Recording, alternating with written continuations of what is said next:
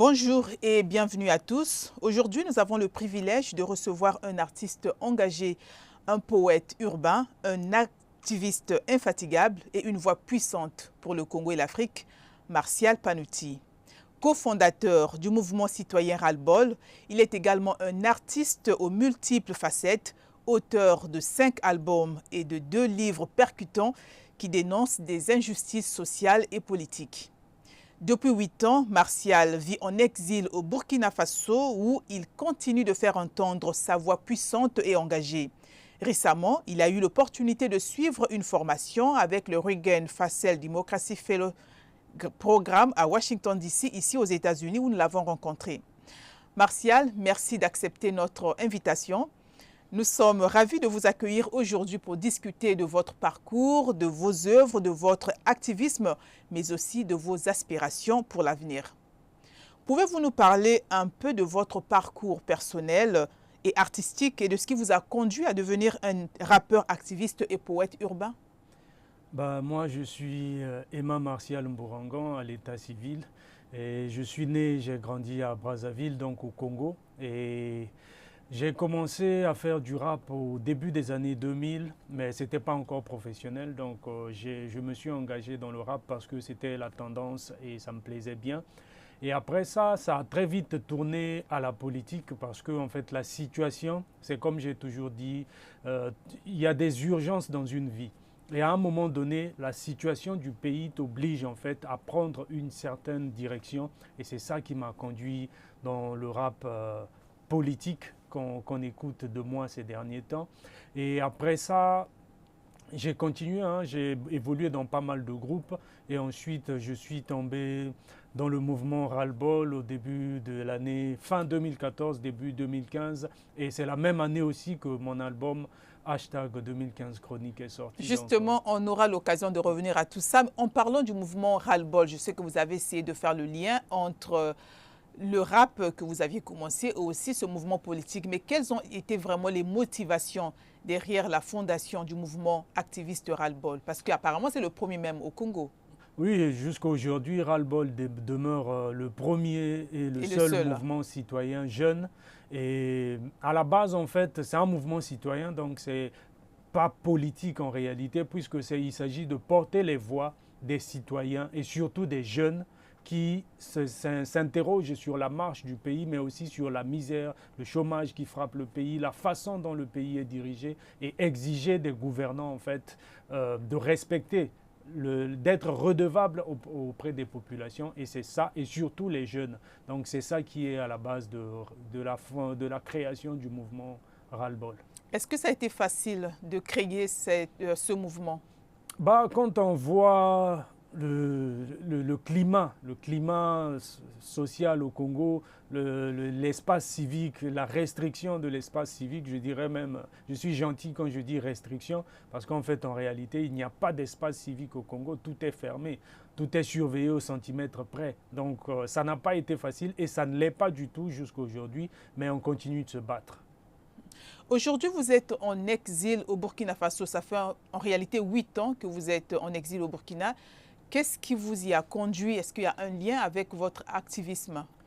Oui, totalement, parce que quand il y a eu le référendum anticonstitutionnel en 2015, fin 2015, ensuite l'élection de mars 2016 au Congo, le ras-le-bol a été très mobilisé et moi personnellement, à travers ma musique, mais aussi les images sont encore là, hein, les différentes manifestations, on était dans la rue et tout. Et à un moment, en fait, il y a eu la répression, il y a eu la chasse à l'homme quand Denis Sassou Nguesso a réussi à s'imposer au pouvoir, autoproclamé président réélu pour la plupart des acteurs qui étaient contre le changement de la Constitution, qui était illégal bien entendu en 2015. Et aussi contre un énième mandat de Denis Sassou Nguesso, la chasse à l'homme s'est ouverte et pour nous autres, malheureusement, on ne pouvait plus rester au Congo. Et c'est à partir de ce moment-là que j'ai quitté le Congo. Et comment vivez-vous votre exil aujourd'hui? Bon, Aujourd'hui, j'essaye de m'adapter parce que ça fait pratiquement 8 ans. Donc, j'essaye de m'adapter, mais ce n'est pas facile d'être loin de son pays, loin de sa famille, loin de tout en fait. Mais c'est le combat que nous avons choisi et c'est pour un meilleur Congo. Donc, on fait avec, je dirais. Ouais. Revenons à votre carrière artistique et littéraire, notamment la musique. Votre premier album solo, #2015 Chronique, a marqué un tournant dans votre carrière. Pouvez-vous partager le processus créatif derrière cet album et les thèmes principaux que vous avez abordés? Bien entendu, oui. En fait, #2015 Chronique, c'est un album que j'ai commencé à écrire depuis. Donc, en réalité, il a été fini plus tôt que 2015, donc disons au début des années 2010, 11, 12 et jusqu'en 2015, j'ai travaillé dessus.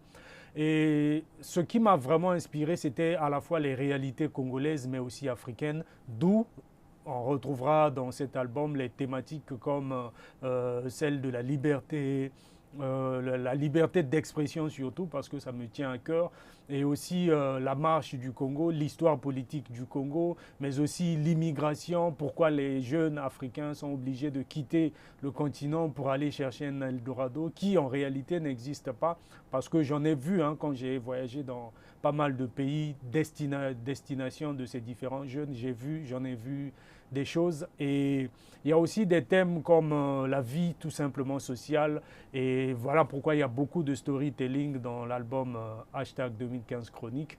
Donc ce sont les faits sociaux qui m'ont plus inspiré dans cet album-là. Okay. Votre musique est un mélange de rap, de poésie, mais aussi de rythme traditionnel congolais. Comment définiriez-vous votre style musical et quelles sont vos principales sources d'inspiration? Alors moi, mon inspiration, pour commencer par là, elle n'est pas très rap. Mon inspiration est plus basée sur les musiques congolaises, voilà, donc notamment la rumba, mais aussi la littérature. Donc mon inspiration, elle est plus littéraire et rumba que rap. Donc en réalité, c'est des artistes comme Franklin Bukaka surtout qui m'ont inspiré, Jacques Lubelo, voilà, et puis d'autres, plein d'autres, les OK Jazz et tout ça. J'écoute beaucoup d'anciennes musique congolaise, mais il y a aussi la littérature, donc à travers des auteurs comme Soni Laboutansi, voilà, Emmanuel Dongala, Alain Mabankou, on ne pourrait pas ne pas le citer, Henri Lopez et tout, donc Guy Menga, c'est un peu tout ça, et aussi surtout mon vécu au Congo, parce que j'ai beaucoup appris aussi à travers les rues de Wenze, d'où je suis originaire, de Brazzaville, donc, et aussi tout ce qui s'est passé autour du Congo, les guerres, les changements anticonstitutionnels et tout, c'est un peu tout ça qui est à la base de mon inspiration. En mars 2016, vous avez publié votre premier livre, Le poids des mots. Qu'est-ce qui vous a poussé à publier ce livre et quels sont les messages clés que vous souhaitiez transmettre?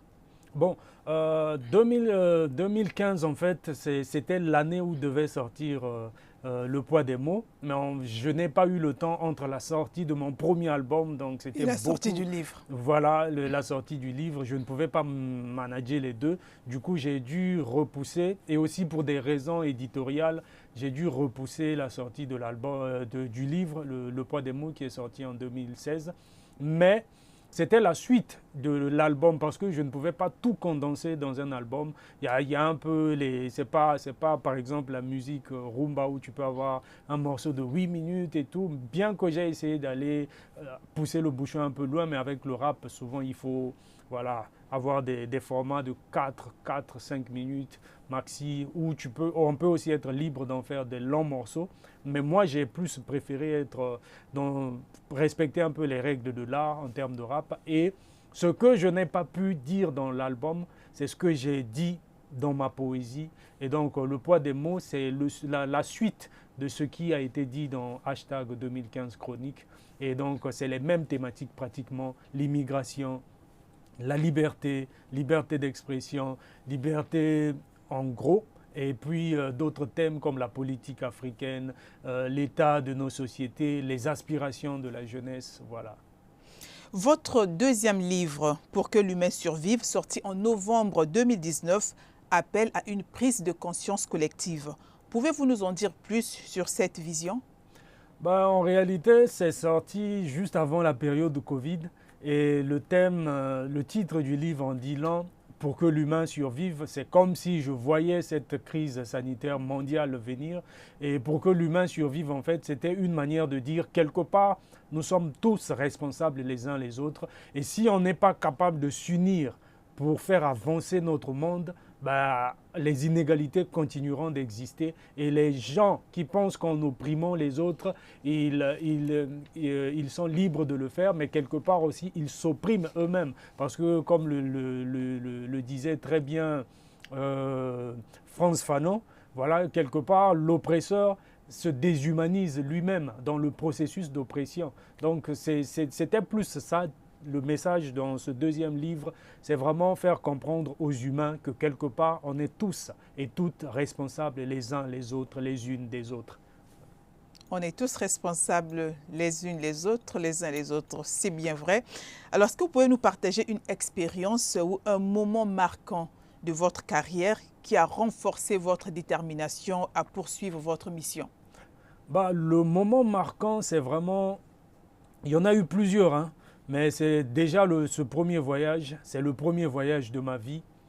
C'était pour l'exil, donc hors du Congo. Parce que moi, à la base, mon rêve, c'était vivre au Congo, étudier au Congo, me former au Congo, réussir au Congo pour contrecarrer un peu ce message-là où on voudrait nous faire croire que c'est pas possible de réussir en Afrique. Donc à la base, c'était ça mon rêve. Mais après, j'ai dû fuir le pays pour des raisons que j'évoquais tout à l'heure. Et donc, ça a été un moment très marquant dans ma carrière.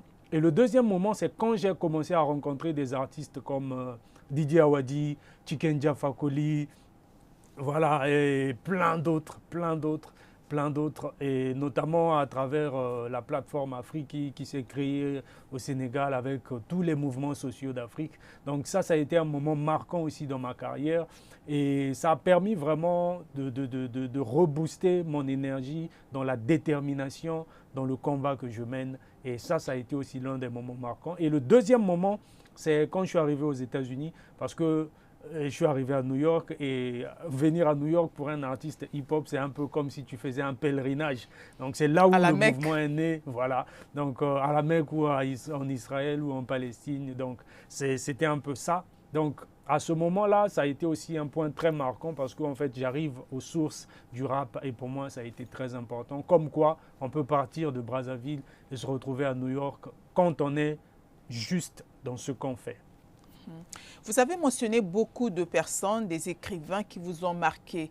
Est-ce qu'il y a aussi des activistes africains qui vous ont marqué dans votre parcours, notamment pour ce qui a conduit à la création du mouvement citoyen Ras-le-Bol? Oui, en termes d'artistes activistes, déjà, il y a Fela Kuti qui est énorme, qui a un héritage énorme. Et ça, c'est juste incomparable. Mais après, il y a des mouvements hein, comme ce qui s'est passé à travers les printemps arabes. Ensuite, c'est descendu sur le continent africain. Donc, les mouvements comme Y'en a marre et Balai Citoyen, bien évidemment, ils ont inspiré ras-le-bol. Donc, il y a ça. Et il y a aussi des grandes dames comme Myriam Makeba qui m'ont toujours inspiré en liant activisme et le côté artistique. Donc, activisme en tant que tel, c'est de là que vient l'inspiration aussi. Oui. Aujourd'hui, vous êtes à Washington dans le cadre d'une bourse de recherche du Reagan Facel Democracy Fellows Programs. Pouvez-vous nous parler de cette expérience? C'est ce qui me permet déjà de me retrouver ici à VOA, donc merci encore pour l'invitation. Et c'est aussi une occasion pour moi de retravailler sur certaines choses et surtout travailler professionnellement parce que cette bourse-là me permet aujourd'hui de faire un album puisque c'est de ça qu'il s'agissait. Ma recherche se basait sur l'activisme et la musique. Comment lier les deux pour faire avancer la démocratie au niveau du Congo notamment, où on a du mal, où on peine beaucoup à faire avancer. Eh bien, moi, j'ai proposé ce projet-là qui a été retenu et c'est pour ça que je suis là. Et c'est une très, très belle expérience et je remercie d'ailleurs l'équipe qui m'a permis d'avoir cette opportunité. Vous parlez toujours du Congo, de l'Afrique. Comment faites-vous pour continuer à porter la voix du Congo depuis l'exil? Ben, ce que je fais, c'est déjà rester connecté à ce qui se passe au niveau du pays, sur place, et aussi toujours avoir à l'idée que si je me suis engagé, c'était pour que les choses changent au Congo. Donc si les choses ne changent pas, bah, je vais continuer la lutte. Donc c'est un peu ça le booster.